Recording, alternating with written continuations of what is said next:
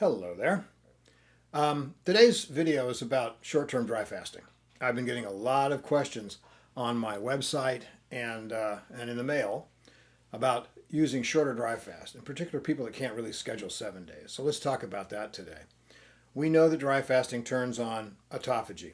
After 4 hours of no eating, macroautophagy turns on. That's where large organelles in the body are encapsulated in autophagosomes and are moved to lysosomes for degradation, where they're dissolved, broken apart, and used for parts to make more organelles inside the cell.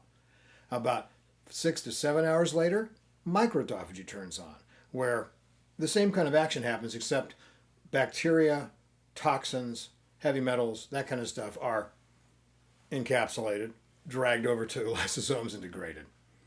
And after about 10 hours, you end up with chaperone-mediated autophagy, which is where all these really big and hard to digest proteins inside the cells are broken down and taken over to the lysosomes for degradation. Most people don't sleep 10 hours a day. But if you dry fast and you stop eating and drinking for 2 to 3 days, all that stuff goes into high gear. And that's cool because what you can do is you can fix your cells on a regular basis. You don't want to go too far, like day 4, 5, and 6, because what happens is you end up using up your stem cells too often. They really are a reservoir of repair and regeneration. But because people generally don't get into autophagy to this level of aggressive autophagy, you end up with a condition where even the stem cells, which are also cells, become senescent. Stem cell senescence is a real problem because then they start being part of the problem, not the solution. So short-term dry fasts absolutely are good for turning on autophagy, fixing your body cells and your stem cells. Now, what's interesting is what's been found out by some of my followers is that if you turn on short-term dry fast and then go back to eating for a couple of 3 days and then go back to the dry fasting for a couple of 3 days, you've got a great situation where you're solving a lot of problems, which are toxins that build up, damages cells and so forth, and getting rid of senescent cells. Naturally, don't forget the fisetin.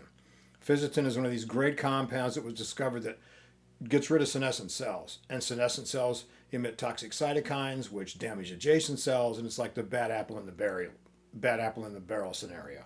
So you want to go ahead and do this. It's actually very helpful. In fact, I may incorporate it into the Phoenix Protocol Neogenesis book as a way to keep your stem cells happy, keep your body cleaned up until the next long dry fast when you turn on your stem cells. Interestingly, we've seen that in a 7 or 8 day dry fast, you'll lose 15, 18, 20 pounds. And then 2 or 3 weeks, it'll come back. But we've had people now that have done 2 to 3 day dry fast with a break, and then go back to dry fasting, then a break, and they've seen their weight decrease and then sit there.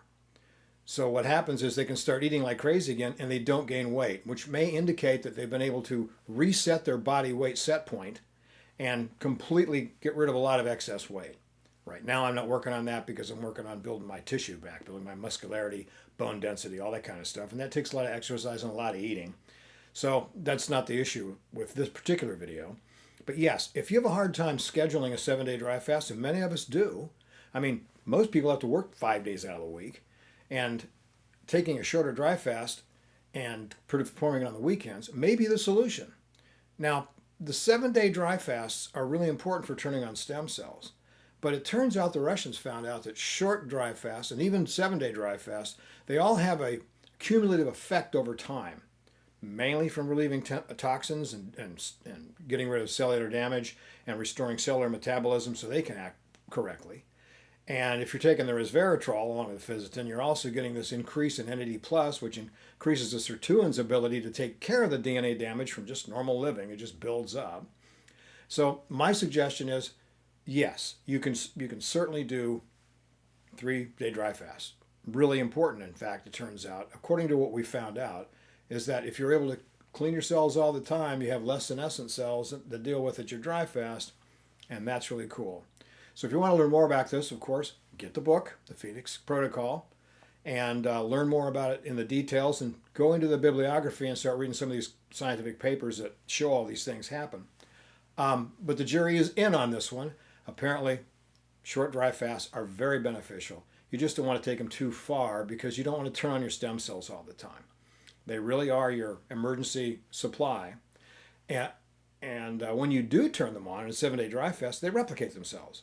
So they replicate themselves in the niche, and then the daughter cell goes on to duplicate into the progenitor's phase, where they can differentiate into organ tissue, which is where they're really needed, and also to secrete paracrine signals that keep those adjacent cells happy, as opposed to what happens with senescent cells. So what you want to do is think about the reality of life. Most of us can't just take 7 or 8 days off and another 7 days to recover. But if you can't do that, and you want to maybe schedule that once or twice a year to do those regeneration cycles, during the year you can certainly do short day dry fast. And it does clean you up and it does fix your cells. So it's really a great thing. So my suggestion is do them. It's not going to hurt you. And it's a way to schedule in this stuff with beneficial set effects over time because they add up.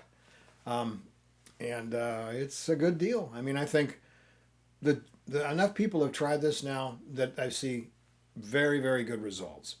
Again, it's not going to turn on your regeneration processes, the big ones, to really, really fix tissue damage and stuff. But it certainly will keep you clean and keep you functional just by taking a couple of days a week or a couple of days a month, whatever. Do them. It looks like they work.